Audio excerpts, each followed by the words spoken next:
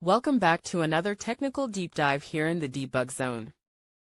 Today, we're tackling a big question and breaking it down with insights from other users. Hopefully, this clears up some misconceptions and helps you get the answer you need. So buckle up, stay a little curious, and let's jump right in.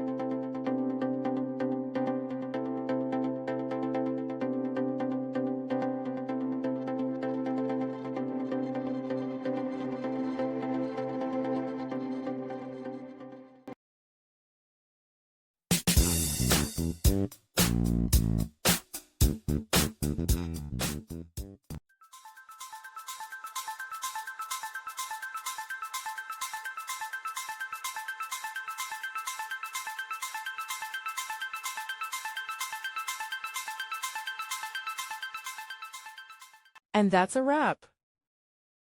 I hope you found the answer you were looking for.